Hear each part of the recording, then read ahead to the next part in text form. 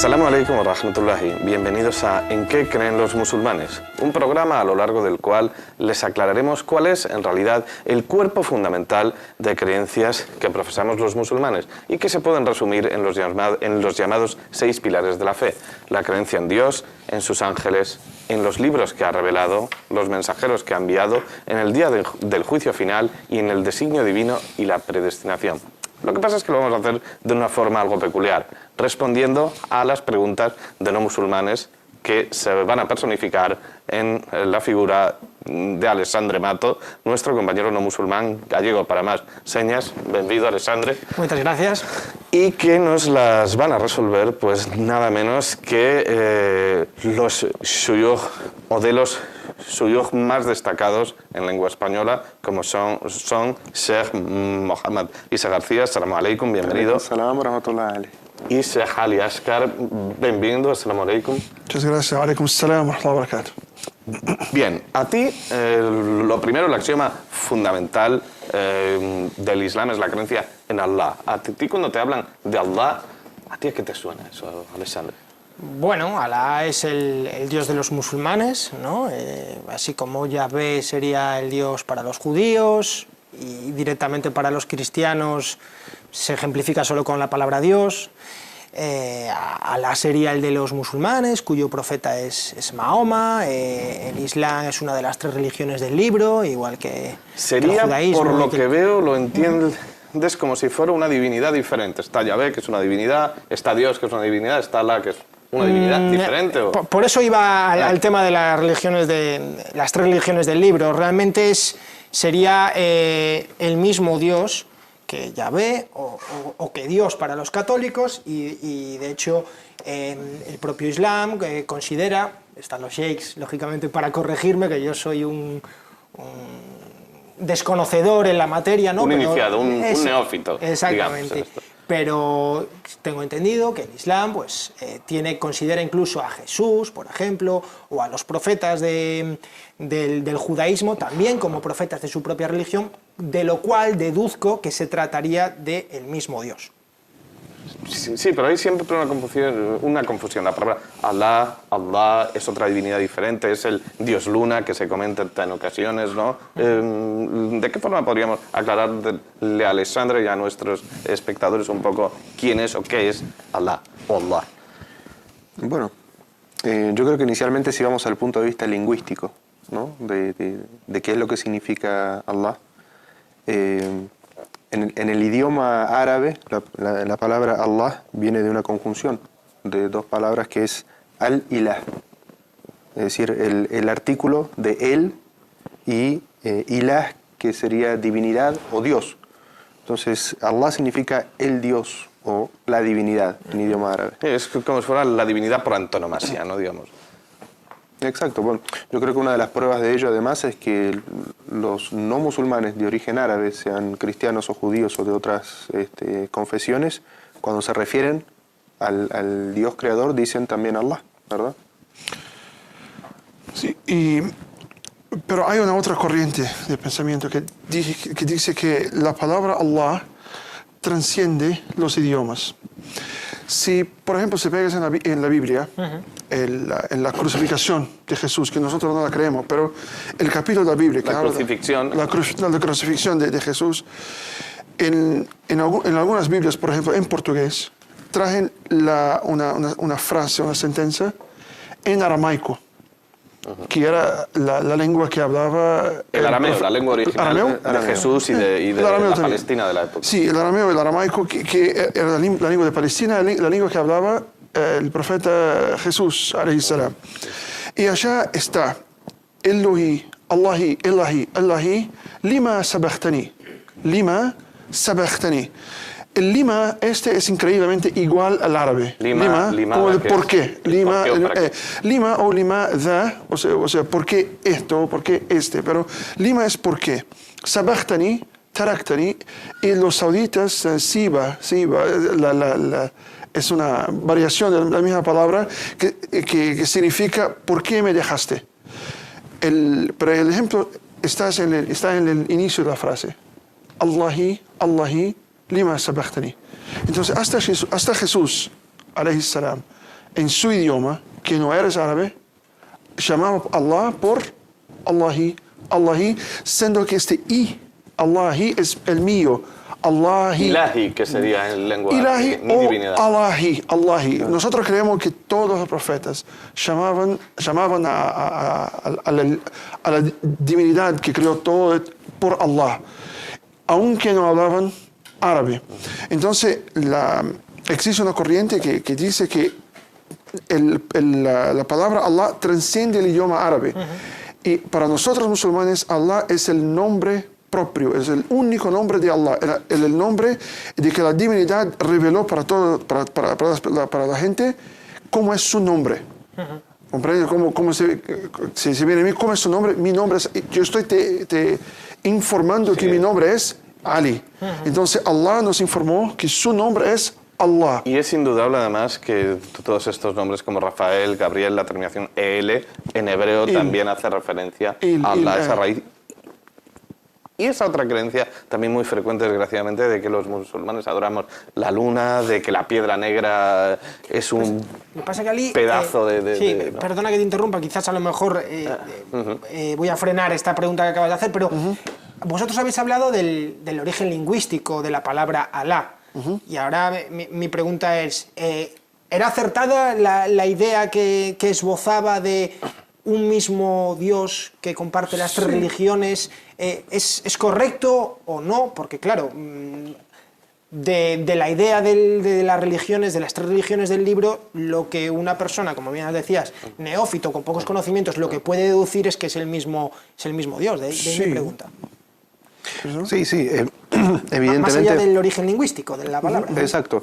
Lo que quería decir con lo del origen lingüístico es que todos nos referimos al mismo ser, ¿verdad? O sea, cuando decimos Dios, cuando en inglés se dice God, cuando en francés se usa Deus, es decir, todos nos estamos refiriendo a la misma entidad, ¿verdad? A nuestro Señor, el Dios creador. Entonces, eso es de alguna manera para corregir lo que bien decía Ali, que hay ciertos malos entendidos o gente que cree erróneamente que los musulmanes adoramos al dios luna o la piedra negra, como muchas veces también se da la escuchado. circunstancia de que por una cuestión de imaginería, de identidad, pues hay un montón de banderas de países árabes o musulmanes más que árabes que tienen una media luna, un hilel que se llama en árabe, también en la parte alta de la mayoría de las mezquitas, de minaretes, hay una media luna, y quizás eso lleva una mistificación, sobre todo teniendo en cuenta que hay también una piedra negra, que hay quien dice que es de origen extraterrestre. Bueno, hay una serie de cuestiones. La media luna, increíblemente, no es una media luna. ¿Sabía? No sé si la origen de la media luna, que no es la media luna, es un símbolo otomano, del Imperio Turco Otomano, que ellos decían, se pueden filmar acá, ellos decían que acá estaba el mundo y el gobierno otomano casi que abraza el mundo. Entonces, casi que rodear el mundo, casi que como poseer un mundo, casi que como...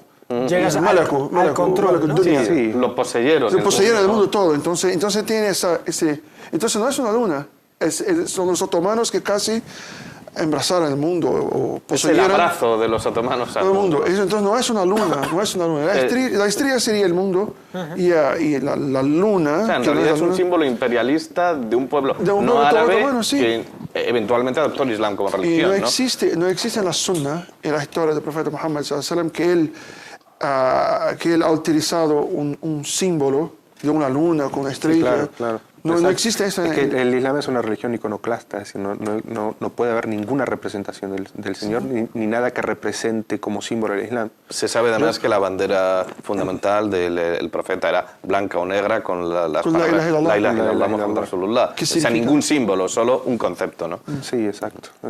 ¿Y por qué? ¿Por qué es iconoclasta? Por definición, el Islam. ¿Por qué no existe esa representación de Alá? ¿Por qué no existe esa representación de su profeta, de Muhammad?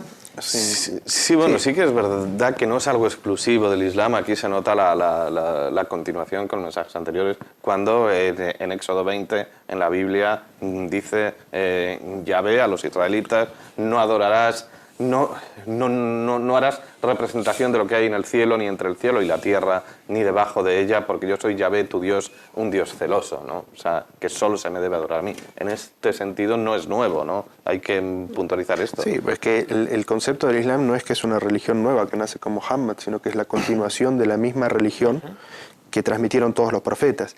Y en ese aspecto sí hay que hacer hincapié en que todos los profetas transmitieron los mismos conceptos teológicos, ¿verdad? Sí podía variar la forma de adoración que un profeta u otro enseñaba a su pueblo por inspiración divina, por supuesto, pero la teología que ellos transmitían a su pueblo era: existe un solo Dios creador, el cual no se puede representar y se le debe adorar únicamente a Él. Es decir, todos los actos de adoración y de devoción se deben dirigir únicamente a Dios.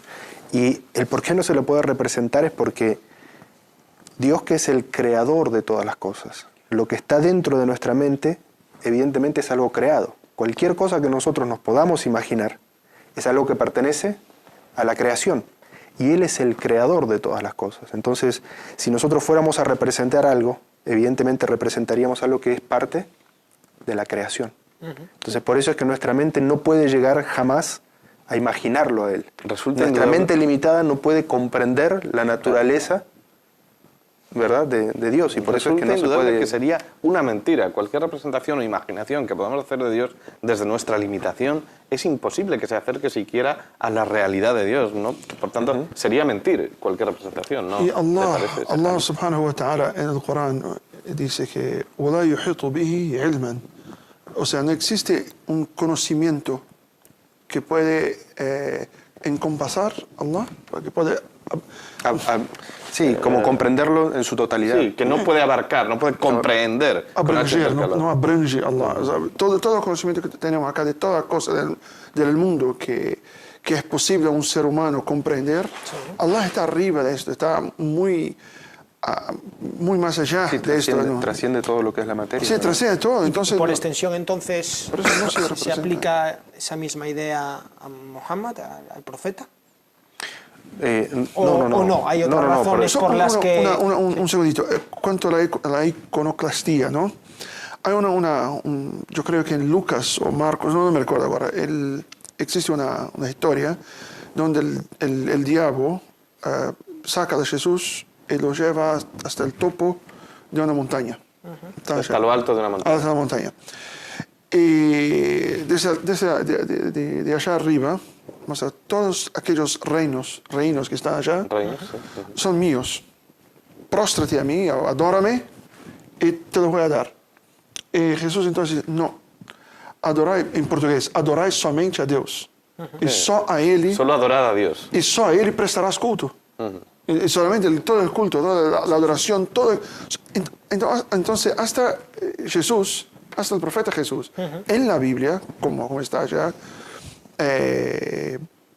nos enseña a sus seguidores que solamente se podrían adorar a Allah, solamente podrían hacer someter a Allah, a la voluntad de Allah, subhanahu wa ta'ala, del Dios creador. Entonces la iconoclastía, como está acá, no es algo propio del Islam, pero es algo propio de todo el pensamiento religioso monoteísta desde Adam, alayhi salam. Desde el primero de los profetas al último. Sí, desde el primero de los profetas al último. Sí. Y la piedra es algo también que yo sé que está entre lo que tú querías plantear. La piedra negra, que hay gente que cree que la adoramos, pero en realidad hay un hadith muy claro a este respecto, ¿no? Bueno, por supuesto que no adoramos a la piedra negra. Lo que sí, con respecto al origen de esa piedra, la historia que nos cuenta el hadith es de que era una piedra que pertenecía al paraíso, ¿verdad? Y que fue enviada hacia la tierra. Es decir, como tú dices, tiene origen extraterrestre. Sí, ¿quién tiene esa teoría? Que sería una piedra meteórica que llegó aquí, bueno, exacto. Lo cierto es que teoría orientalista. Sí, en la narración que existe es que la piedra, cuando fue atravesando todas las obras de los seres humanos, que en nuestra concepción son elevadas de la tierra para ser presentadas ante Allah, al ir atravesando todas esas malas acciones de la humanidad, fue tornándose del blanco puro que había salido del paraíso al negro actual, ¿verdad? Es decir, por la contaminación de todas esas malas obras que había hecho la humanidad cuando llegó a la tierra, era negra. lo que representa esa piedra es un rito simplemente para nosotros. Es decir, en el momento que nosotros iniciamos uno de los ritos, que es el tawaf, la circunvalación a través de la Kaaba, que es la primer mezquita construida sobre la faz de la tierra para adorar a Dios, nosotros lo que estamos queriendo decir es que nuestra vida gira en derredor de lo que es la creencia en Dios y la adoración de Dios. Pero en sí misma esa mezquita no tiene ningún poder divino, no beneficia ni perjudica por sí misma, es simplemente porque fue la primera mezquita construida para adorar a Dios. Y de hecho hay un dicho de Omar ibn al-Khattab, el segundo califa. A ese dicho me refería muy claro, ¿no? Que para aquellos que ya no conocieron el Islam o se criaron junto con el profeta, que este concepto del monoteísmo estaba muy claro, sino para las generaciones que vinieron después, él tuvo temor de que la gente creyera que esa piedra, el hecho de ir, tocar y besar esa piedra, como que diera suerte o trajera algún beneficio por sí mismo, o que esa piedra tenía algún poder.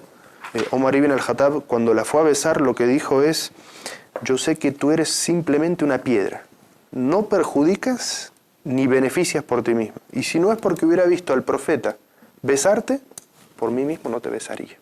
Es decir, para aclarar completamente este concepto del monoteísmo, es decir, que adoramos y servimos devocionalmente solamente a Dios, al Dios creador, y que las cosas en sí mismas no traen ni buena suerte ni mala suerte, no perjudican ni benefician por sí mismas, sino que todo perjuicio o todo beneficio o toda buena suerte o mala suerte proviene de Dios, es decir, en lo que Él destina para nosotros. Pero el concepto de mantener muy puro el monoteísmo es algo que está dentro del mensaje de todos los profetas, ¿no?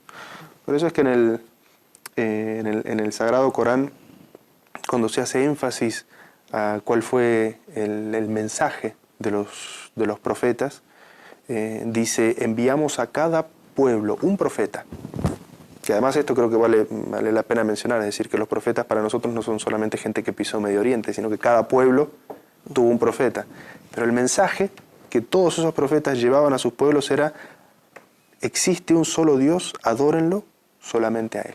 Todos los profetas llevaron ese mensaje, es decir, un mensaje de monoteísmo.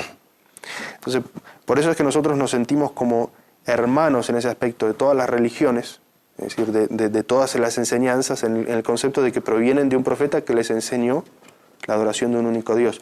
Y nos sentimos distintos en el concepto de cuando vemos que el monoteísmo en esos grupos, en esas religiones o confesiones, se ha ido desvirtuando, ¿no es cierto? Precisamente hablas de la adoración a ese Dios, así como el Dios católico se suele decir, ¿no? o se cree que está en el cielo, y cuando una persona muere, si es buena por sus actos, sube al cielo, donde tendrá vida eterna con Dios y con el resto de los ángeles, de los profetas, de los apóstoles. ¿Existe también ese cielo en el caso del Islam, de Alá? ¿Es también equiparable? ¿Está Alá, podríamos decir, en el cielo? ¿Dónde está exactamente, no? Bueno, sí. Nosotros como los cristianos y como los judíos creíamos que Allah subhanahu wa ta'ala está arriba de los 7 cielos. Hay 7 cielos y Allah subhanahu wa ta'ala está arriba de él. Pero nosotros cuando morimos no vamos al cielo. Nosotros cuando morimos nos vamos al túmulo, A la tumba y allá quedamos hasta que volvimos a resucitar el día de la resurrección, ¿no? Y entonces después del juicio de Allah subhanahu wa ta'ala se va al paraíso o se va al infierno. Pero no existe, el paraíso, por ser paraíso, no significa que está en el cielo. Y el infierno, por ser infierno, no significa que está abajo de la tierra, en el centro del planeta, por ejemplo. No. Existe el infierno, no sabemos dónde está el infierno. Y existe todavía el paraíso, y todavía no sabemos dónde está geográficamente, en qué parte del universo están el paraíso y el infierno. Pero Allah sí está arriba de los 7 cielos. Así creen los musulmanes. O sea, en ese sentido es muy parecida a la... Sí. No, bueno, porque sí que es verdad que en la creencia cristiana se dice que Dios está en todas partes. Sí. Y esto en la creencia correcta Pero- islámica hay una aclaración que hace. Pero sí, por el supuesto. Padre Nuestro, que estás en él, En los cielos, efectivamente. Entonces, Padre nuestro que estás en los el cielos. Padre Es Nuestro está la principal muy oración claro. del mundo cristiano. sí, el Padre Nuestro que rezan los cristianos, está muy claro, el Padre Nuestro que está en el cielo. Para nosotros es lo mismo. Pero después ellos dicen que está en todas partes. Bueno, Sí. ¿de Sí, como creador de todo, sí, está en todas partes y todo ¿De qué es él, forma ¿no? se vería Sería, esto desde Sí, la creencia correcta la teología islámica? islámica. Claro, primero, yendo a lo que es el tema de los cielos, sí tenemos que ver que nosotros cuando nos dicen la palabra cielo, lo que nos imaginamos es la esfera celeste que nosotros vemos, ¿verdad? Claro. E incluso en esta época en la que nosotros tenemos el conocimiento y la visión de lo que es el espacio y pensamos que todo eso son los cielos, cuando decimos que Dios está en el cielo, como musulmanes en realidad sabemos que Él trasciende lo que es la creación. Es decir, Él no está dentro de la creación. Es decir, que Sí, es una representación no está... simbólica, ¿no? Podríamos decir. Bueno, Él no es simbólico no, en me ese refiero aspecto, entonces... al cielo como bóveda, ¿no? Esa Es idea. que la palabra cielo, por ejemplo, cuando uno hace el estudio en el idioma árabe, cielo es lo que está por encima de. Entonces, cuando se aplica a Dios, cuando decimos que Dios está en el cielo, es Dios está por encima de la creación.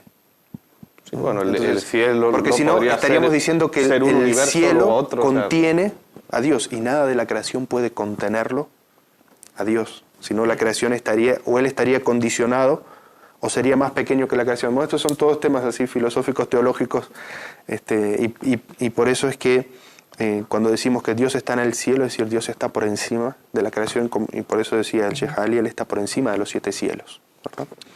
Ahora, con respecto, la segunda parte de la pregunta era esa, Dios está en todas partes, y la respuesta es que Él en su esencia, no, Él está por encima de los 7 cielos, ¿verdad?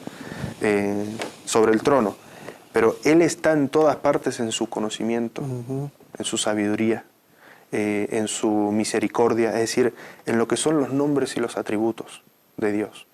Es algo que en la teología islámica también estudiamos mucho. En un versículo del Sagrado Corán dice وَلِلَّهِ الْأَسْمَاءُ الْحُسْنَى فَادْعُوهُ بِهَا. Es decir, a Allah pertenecen los más bellos nombres y atributos, adórale o suplícale a través de ellos. Entonces, estos bellos nombres y atributos de Dios sí tienen manifestación en la tierra, la misericordia. El conocimiento de Él está permanentemente aquí. Entonces, si una persona cuando dice Dios está en todas partes, lo que quiere decir es que Dios te está viendo en todas partes. Entonces esa frase en ese contexto es cierto. En forma como de que Dios lo abarca todo y no puedes escapar a su Y no puedes escapar de su digamos. conocimiento, de que Él te ve, de que Él te oye, que sabe lo que estás haciendo en todo momento, en todo lugar. Eso es cierto. Ahora, si queremos decir con eso de que Dios en su presencia está en todas partes y todo es parte... Físicamente. Claro. Claro, esto Toda se parte. parecería al panteísmo, que es una Exacto, de que creencia muy todo frecuente es, y muy de que equivocada. todo es Dios y todos somos parte de Dios. Claro, ese ya es otro concepto filosófico evidentemente desviado para lo que es nuestra concepción de la teología, que Dios está separado de la creación, Él es el creador de la creación, Él está por encima. Justo de ahora ella. que hablamos de la creación, sí que yo sé que hay algo que a ti, a muchísima gente no musulmana le llama la atención. Hay gente que cree, gente que no cree, gente que tiene dudas, que se considera incapaz de discernir lo que es el agnosticismo. Realmente tú sé que tienes la duda de qué es lo que nos da la certeza, ¿no? Exactamente, ¿no? De que Dios existe. ¿Por qué estamos tan seguros, no? Claro, y sobre todo después de también escucharos, ¿no? No sabemos dónde está Dios, por ejemplo, ¿no? O está en todas partes, lo abarca todo, está por encima de los 7 cielos, pero ¿qué realidades empíricas, qué constataciones reales, ¿no? Podríamos decir que tenéis como creyentes. ¿Qué nos lo evidencia, Exactamente, digamos, ¿no? claro. Es complicado porque es entrar Eso sí. en la religiosidad de uno, en el interior de uno y tratar de explicar cómo uno siente su religiosidad, supongo que será muy difícil porque abarca sentimientos profundos, pero claro, ¿qué hace que podáis llegar Sí, a Él? para nosotros, y no solamente para nosotros, pero mi experiencia personal, es que Dios, la existencia de un creador es algo obvio, es algo muy lógico. Porque la ciencia prueba que, ¿cómo se dice? Hay un término en la ciencia, es que el nada no puede crear. La nada, ¿no? El nada no crea algo. Entonces todo el universo, todo el universo, los planetas, las estrellas, todo, hay que haber un principio para esto. Sí, es cierto que la ciencia no explica el paso anterior al Big Bang, podríamos decirlo. Claro, ¿de dónde surgió todo Pero Sí, el después detonante de ese Big Bang? expansión, ¿no? allá está Dios, porque y el Big Bang, la teoría del Big Bang está en el Corán, en Surat al-Anbiya. Para traducir de árabe para español es increíblemente difícil, pero en portugués, acaso não veem os incrédulos que todo o universo era uma só massa, a qual desagregamos, Sí. entonces desagregamos Sería, ¿no ven acaso los que no creen que todo el universo era un cúmulo que disgregamos, ¿no? Que expandimos e criamos todo o ser vivo da água. y creamos todo ser vivo del agua? Entonces, la teoría del Big Bang está clara en el Corán, que todo el universo es una cosa, un agregado, y a cual en el Corán desagregámoslos. Sí, digamos, era Entonces, se hizo expandir. un cúmulo que se expandió. Se expandió eso, entonces hubo un Big Bang, pero la energía que hizo con que esta cosa, ese agregado, se explotase, obviamente allá estaba Allah. Allá estaba Allah iniciando el proceso de la creación. Entonces es muy, muy lógico. Te digo más, si no existe un inicio, si no existe un principio, entonces ¿qué existe? El principio de que no existe un creador es ilógico científicamente, no religiosamente. La ausencia de un principio, este copo, este vaso está acá, ¿por qué ese vaso está acá? Porque hay que haber Y alguien que lo diseñó, lo fabricó. Sí, y que lo trajo acá. Sí, es evidente. ilógico. Eso me hace acordar a una historia que leí de Abu Hanifa. Rahimahullah, que del barco. Exacto, Sí. uno de los grandes sabios juristas de la historia islámica, que había un ateo que quería debatir con él la existencia o no la existencia de Dios. Entonces estaba marcado el debate entre ellos dos para un horario. Y el ateo llega en el horario que tiene que llegar y el imam Abu Hanifa se demora varias horas en llegar. Entonces, para el horario que llega, el imam Abu Hanifa, el ateo estaba muy enojado, como diciendo, habíamos pactado un horario y te llegas mucho tiempo después. Entonces, el imam Abu Hanifa le dice, lo que pasa es que yo para llegar aquí tenía que cruzar un río.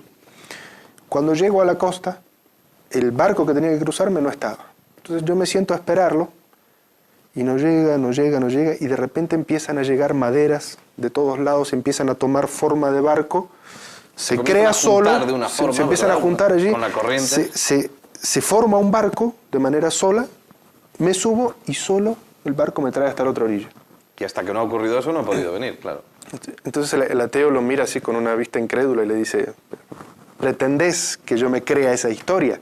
O sea, que las cosas se juntaron así por mero azar, se formó un barco y siguió un camino para cruzarte de un lado al otro. Y el imam Abu Hanifa le dice, pero ¿no es eso lo que vos estás diciendo de la creación? Es decir, que todo fortuitamente coincidió para crear los planetas y cada planeta sigue una órbita predeterminada sin salirse de allí. O sea, evidentemente la existencia de la creación nos muestra, para quien tiene ojos y quiere ver, la existencia de un creador, ¿no? O sea, y allí se acabó el debate, o sea, no... Y además hay algo que... Eso, por ejemplo, entraría en contradicción con la ciencia, el desarrollo de la antropología, analizando al ser humano procedente del Estás mono, refiriéndote al evolucionismo. Ese es al un evolucionismo, tema interesantísimo. exactamente, claro. Nos llevaría un programa de 1 hora en sí mismo, el evolucionismo y el Islam, ¿no? No, evidentemente no, porque la antropología lo que trata de hacer es descubrir o estudiar la historia del ser humano. No, eso en ningún aspecto veo que haya allí ninguna contradicción, para nada. Y respecto a esto hay que decir... Bueno, Bueno. O sea, algo más que me sale con el tema de tu duda es que Si bien la creación por lógica nos llevaría al concepto del creador, cuando uno lo estudia desde el punto de vista teológico, uno ve que está lo que uno puede creer por la constatación de su existencia. Es decir, hasta dónde llega lo que significa la palabra imán o creencia. Es decir, yo no tengo que creer en la existencia del Himalaya, ¿verdad? O la existencia de Madrid o la existencia de Buenos Aires, porque voy y las veo y no tengo que creer que ellas existen, las veo. Puedo constatar que existen. Bueno, es posible en cuanto que con los Allah, recortes dentro de poco Madrid deje de existir, ¿verdad? O que se empequeñezca. Tendrás que creer. Pero con respecto a Allah, forma parte de esa creencia en el oculto que justamente lo que Dios nos premia es por creer en aquellas cosas que no podemos constatar que realmente existen. Eso es lo que se llama la fe, ¿verdad? O sea, yo tengo fe en la existencia de Dios, aunque no tengo manera práctica de demostrar su existencia. Y la fe viene dada de alguna forma porque Dios nos ha dejado su sello en nosotros, que es lo que llamamos la fitra. Sí. Si a ti te hablan, Alexandre, Sí. la fitra, ¿qué te suena eso? O sea, creo que es la primera vez que que escuchas este escucha esta concepto, ¿no? palabra, sí, Sí. el concepto, porque... Sí, es que es un concepto interesantísimo en el Islam, de que los seres humanos fuimos creados con una pureza esencial la cual nos lleva a la creencia en la existencia del Creador. Naturalmente. Exacto. Si nosotros somos abandonados a crecer en una vida natural, esa esencia interior que tenemos nos lleva a una relación, no solamente a la creencia, sino a una relación con un ser superior que es el creador de todo. Entonces esa fitra, el profeta la explica en un hadith y dice: Kullu mauludin yulid al fitra, es decir, todos recién nacidos nacen su pureza. Y luego son su sociedad, sus padres, los que le enseñan, por ejemplo, el cristianismo, el judaísmo o el zoroastraísmo, está también allí mencionado. Es decir, que nosotros no creemos en un pecado original. Es decir, que el ser humano llega ¿No sucio. creen en Adán y Eva? Sí, como la primera creación del ser humano consciente, evidentemente sí. Pero de que nosotros traemos alguna impureza de nuestra creación y arrastramos una impureza hasta el momento de nuestro nacimiento y nacemos impuros, ¿no? La impureza se habría generado con Adán y Eva. O sea, no es que Adán y Eva, o por lo menos desde una tradición católica, hablo desde una tradición cristiana. No es que Adán y Eva fueran impuros desde el momento de su creación, sino que en cierto momento pecado, pues, adquirieron esa impureza. Sería la diferencia, porque en ese aspecto Adán y Eva fueron creados directamente por Dios, a diferencia de nosotros que venimos, ¿no es cierto?, de lo que es el nacimiento necesariamente de un hombre y de una mujer. Pero en ese aspecto, o sea, todos los seres humanos en nuestra teología, en nuestra creencia, no arrastramos ninguna impureza, sino que nacemos puros y nuestra pureza natural nos lleva a la creencia en el Creador y a relacionarnos con Él. Sí, me recuerda a la teoría de Jean-Jacques Rousseau, famoso filósofo de la Ilustración, que decía que el hombre nace bueno por naturaleza, es la sociedad la que le corrompe. Sí, es algo totalmente diferente, por ejemplo, a la creencia de los neobaptistas, ¿no?, de la corriente protestantista, que consideran que el ser humano, a raíz del pecado de Adán y Eva, es malo por nace naturaleza impuro, y ha de purificarse mediante una serie de modificaciones. Y luego, posteriormente, es cuando es bautizado, es decir, en su edad adulta, ¿no? Exacto. Es que la tradición de Adán y Eva en el Islam es un tanto cuanto que distinta de la tradición cristiana, porque nosotros reconocíamos que Adán y Eva pecaron juntos, y la tradición cristiana dice que Eva es que llevó a Adán, eso no creemos nosotros. Ambos los dos practicaron el pecado, ambos desobedecieron a Allah subhanahu wa ta'ala, y ambos pidieron el perdón del pecado para Allah, y Allah los perdonó. Perdonó a ambos. Entonces, el pecado se termina allá. O sea, en ese sentido podríamos decir que el Islam es más igualitario en hombre y mujer, en la Mucho relación de más. hombre-mujer Y no- que el y cristianismo, no ¿no? solo en Que ese- supedita la figura Mucho más. de la mujer ya Y al no hombre solo en desde... ese sentido, ojalá que podamos hacer otro programa en otra serie, pues hablando de hasta qué punto dentro del Islam a mí a veces no es que no me parezca machista, sino que me parece hasta feminista a veces, en ocasiones. Sí, ¿eh? Sin porque- embargo, sí, eso sí, entra sí, en sí. contradicción con algunas Con lo que prácticas de ciertos sectores de creencias. Sí, o individuos. Sí, O individuos, sí. Tal cual, exacto, evidentemente, sí. no confundir el Islam con lo que Por eso practican digo, los musulmanes por eso puntuales, que pueden estar equivocados. he escogido bien las No, palabras. y Entra más. en contradicción con ciertas prácticas. ¿no? Mira, Tal cual. y más, si se va más adelante en la narración cristiana del Génesis, el castigo del hombre porque Adán cometió el pecado es que, yo tradújame nuevamente, y a través del trabajo, Y a través Sí, yo creo que del sí. trabajo e através do trabalho conseguirá o seu sustento. conseguirán su sustento. ¿Cómo es En el trabajo? español dice a través del sudor de tu frente. Sí, Dice o sea, en la Biblia Biblia dice que porque Adán, Sí, Adán. porque Adán pecó, ustedes hoy tienen que trabajar para conseguir su sustento, como si el trabajo fuese Pues, un castigo. Y no algo que dignifica. Y para Eva Parir. será submisa a tu hombre. Estará sometida a tu está marido. sometida a tu marido y por entre dolores concebirá su prole. Y entre dolores concebirás parirás con su dolor. descendencia. Su descendencia. ¿no? Y parirás con dolor. Todo esto es de corriente de qué? Del pecado. Eso no existe en el Islam. En el Islam, alhamdulillah, los hombres nacen puros y libres. Puros porque nacen. y mujeres, Con hombres y mujeres, sí. el los hombres ser en humano. general. El ser humano nace puro con la creencia en Allah y con una predisposición a creer y someterse al Creador, y nace libre de pecados, libre de todo, está libre el ser humano, ¿no? Entonces, obviamente, si mi padre Adán estaba libre de pecado, yo cuando nací estaba libre de pecado también. Y entonces Son muy diferente, muy distinta de la tradición La versión cristiana. cristiana. Y realmente sé que hay algo que Hay también algunas. les suele llamar la atención a los no musulmanes. Es ese concepto de la grandeza de Dios. Uno de nuestros conceptos fundamentales es Allahu Akbar. Allahu Akbar, Dios es lo más grande, Dios es el más grande, Dios es el Señor del universo, Dios es el Señor de todo. A ti como ser humano que te sientes libre y con capacidades, ¿a ti esto de qué forma lo asumes? Esto de que Dios es un ser absolutamente superior a ti y que tiene todo el poder sobre ti y sobre lo que ves. Bueno, ¿Cómo eso sería encajas entrar en un poco? conceptos como destino, como predestinación. Yo particularmente no creo en ello. Creo que el destino de cada uno, si es que existe como tal, se construye en el día a día por las acciones de cada uno, o cada uno Bueno, construye se su hablará destino. de esto, O inshallah, en un predestinación, capítulo ¿no? específico sobre Sí, esto, exacto. sobre el La destino divino predestinación, y la inshallah. predestinación. Pero me refiero a esto de la grandeza absoluta de Dios. ¿A ti cómo te Claro, es subordinar la figura del ser humano a la figura de un creador, de un ser superior. Yo particularmente no me decanto por esa idea, porque además considero que hasta cierto punto limita nuestras libertades como ser humano. Bueno, es que Nuestra figura está supeditada o no es tan relevante ante un ser superior, un ser elevado, ante la grandeza de Alá.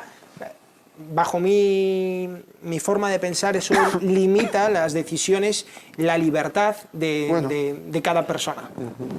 Perfecto, pero ¿y dónde está el problema de la limitación? ¿Por qué la limitación? ¿Por qué tiene problema con ella? Hombre, la libertad de cada uno comienza donde donde empieza la del otro. Y esta barrera, ¿cuál es la barrera? ¿Quién define? ¿Cuál es la definición de la barrera? ¿Cuál es la definición de la barrera? Sí, de Claro. esta limitación, ¿no? Digamos. ¿Comprendes? Sí. Es muy subjetivo. Dos, la ley de este país nos limita a muchas cosas. ¿Cómo se llama? El buen senso. El Consenso. buen sentido, ¿no? El buen sentido común, vale, me el sentido limita común. las cuestiones, no sé, las costumbres morales de mi país, me limita. luego.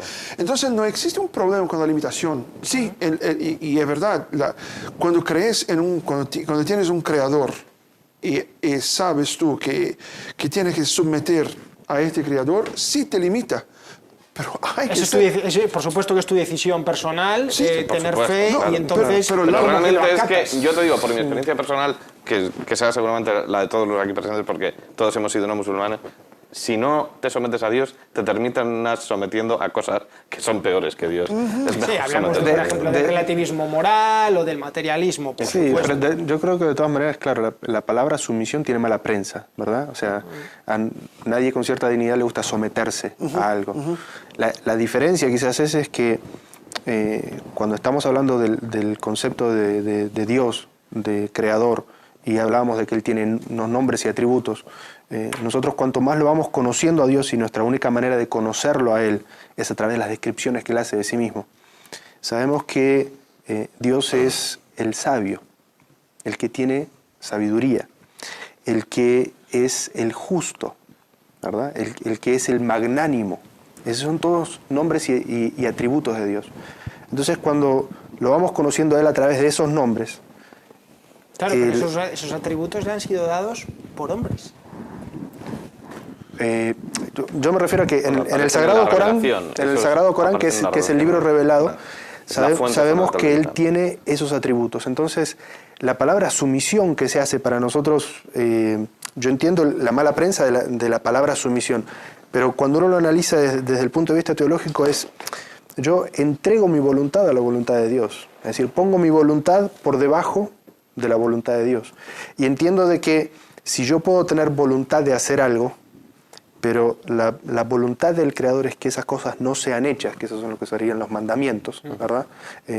Entonces, yo someto mi voluntad a la voluntad de Él porque creo que cada cosa que Él diga tiene una sabiduría absoluta, una justicia absoluta, mientras que, como Él dice, como el Sheikh Ali dice, la justicia nuestra o la visión nuestra siempre es una visión limitada y subjetiva, ¿verdad? Relativa en ese aspecto. Mientras que si es un concepto que proviene de Dios, del Creador, del que nos ha creado a nosotros y sabe nuestra naturaleza, más allá de esta cuestión del relativismo cultural y todo eso, uno sabe que si proviene de Dios, entonces proviene de un origen que tiene una justicia completa y ve con ojos de justicia para todos, de sabiduría Dios es para todos. Es Al-Adel, el justo. Y El justo justo. hablabas ahora de los bellos nombres, se habló antes de los bellos nombres. ¿Tú, Alexandre, has visto alguna vez a algún musulmán haciendo algo con la mano, con una especie de Eso rosario? sí, a mí me gustaría un poco avanzar, ¿no? Ya no entrar quizás en esta discusión tan teológica, sobre creencias personales, y sí a lo mejor, pues eso, sobre esas dudas que los no musulmanes podemos tener cuando vemos a un musulmán, a un creyente, a un miembro de la UMA, de la comunidad de creyentes, y es, por ejemplo, eso, lo que decías tú, ese rosario, ese es como el rosario cristiano, ¿no? Incluso creo que estos días... pues a lo mejor el público general puede verlo, puede acercarse a través de una serie como Homeland, ¿no? Donde hay un soldado estadounidense que se convierte al Islam y en ciertos momentos sale con esa especie de rosario. Y claro, hay que reflexionar y ver, no es un rosario. Él, para empezar, es protestante, no es católico, con lo cual igual no lo tendría. Y segundo, él se ha convertido al Islam, con lo cual ya no tendría un rosario. ¿Qué es ese rosario? Sí. ¿Y qué es se hace? imparable, ¿No? ¿no? Sí, eso, bueno, se llama en idioma árabe masbaha o subha, le dicen, no sé si tiene algún otro nombre que le den en idioma árabe. Y hay que decir que originalmente, o sea, el profeta nunca utilizó eso, ¿verdad? Ni sus compañeros utilizaron eso. Es algo que ha aparecido con el paso del tiempo. Allí hay una discusión entre los juristas si es legal usarlo o no, porque como no es contemporáneo a la época del profeta. Pero el tema que Sé que en esto hay una cierta disensión entre Sheikh Isa y Sheikh Ali que ya abordaremos después. Pero Yo he visto es simplemente mencionarlo como que, bueno, es una continuar. disensión que existe allí, ¿verdad? Yo he visto ancianos creyentes musulmanes en Turquía, por ejemplo, en Estambul. Exacto. Pero el objetivo es que con cada cuenta se menciona un dhikr, y un dhikr es como una forma especial de recordarlo a Dios. En muchas de las enseñanzas del profeta dice, por ejemplo, bueno, cuando terminen de hacer la oración, digan 33 veces Subhanallah, 33 veces, que significa glorificado sea Dios. Alhamdulillah, que es alabado sea Dios. y 33 veces Allahu Akbar, que es Allah es el Supremo, ¿verdad? Entonces, la gente ha hecho estas subha o masbaha que tiene 99 cuentas más el palillo allí, ¿verdad? Entonces, lo que tratan de hacer es, con cada una de las cuentas, hacer uno de estos recuerdos especiales, que lo que se intenta con ello es tener presente la mención o el recuerdo de Dios en el corazón. Y también hay una relación con los Asma al-Husna, los bellos nombres de Dios, ¿no? Es decir, también hay quien recuerda los 99 bellos nombres con las 99 cuentas, ¿no es así? Así es. Bueno, yo no sé exactamente en el cristianismo si son 33, 99, pero bueno, el rosario en definitiva es también por cada una de esas piedras, por cada una de esas bolitas. Se recita un misterio, que digamos sí, que se recita un tipo de adoración. Sí, un par de rezos, de oraciones. Creo que es el Padre Nuestro, creo que es el Ave María y creo que es el Credo también, los tres, ¿no? No sé exactamente. La origen del masbah para los musulmanes no está muy clara históricamente. Si los musulmanes empezaran y los cristianos lo copiaran, o si los musulmanes copiaron a los cristianos porque tenían la misma... Yo me quedé como... Y teniendo en cuenta que nacen en la misma zona, en la misma región. Sí, entonces ¿no? es muy posible que uno puede ser copiado del otro, pero... Es un hecho que Santo Domingo de Guzmán, español, fue el que introdujo el rosario, dijo que se le había aparecido la Virgen y le había ordenado rezar el rosario, y era un español en una época en la que media España pertenecía a los musulmanes, y se sabe que él había viajado a zonas fronterizas, ¿no? No digo nada, quiero decir, es algo que cada quien haga su ijtihad. Fantástico. Entonces, no sé, yo me quedé como algunos meses buscando fatos históricos, hechos históricos, y no encontré nada contundente de quién empezó a utilizar rosarios, si a los cristianos antes, a los musulmanes antes de todo.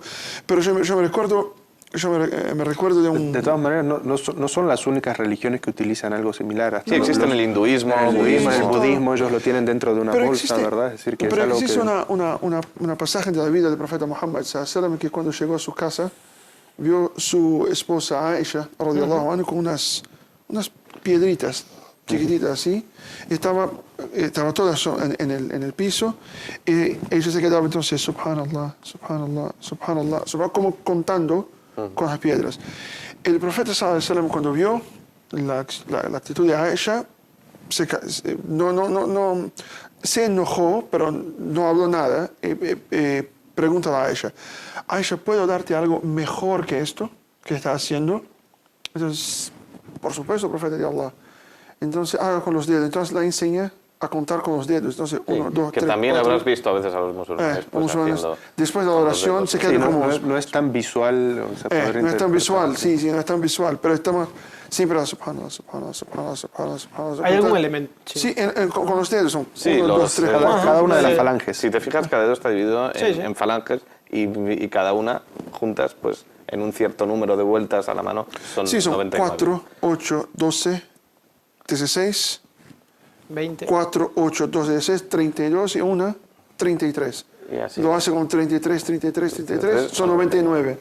Entonces así el profeta sallallahu alaihi wasallam enseñó a Aisha a hacerlo y dijo que es mejor lo que está haciendo con las pedritas. Entonces yo creo que Adán. Bien, esto es lo que tiene estas cosas. Se acerca además, aparte de para rezar, se acerca el fin de nuestro programa. Lo siento, Alessandre, pero vas a tener que alguna reservar, pregunta me quedaba en el tintero, pero bueno. Seguro que vas a tener que reservar para otro programa en el que seguro. Espero que estés con nosotros, inshallah. Muchísimas gracias por tu participación de hoy. Muy obrigado, Shehali, y muchísimas gracias, Shehali Asghar. Y simplemente ustedes emplazarles a estar con nosotros en el siguiente programa en el que hablaremos, inshallah, del segundo pilar de la fe, que es la creencia en los ángeles de Allah subhanahu wa ta'ala. Y les dejo con una cita sobre la fe del escritor y pensador inglés Thomas Carlyle, que dice: aquel que tiene fe nunca está solo. Assalamu alaikum.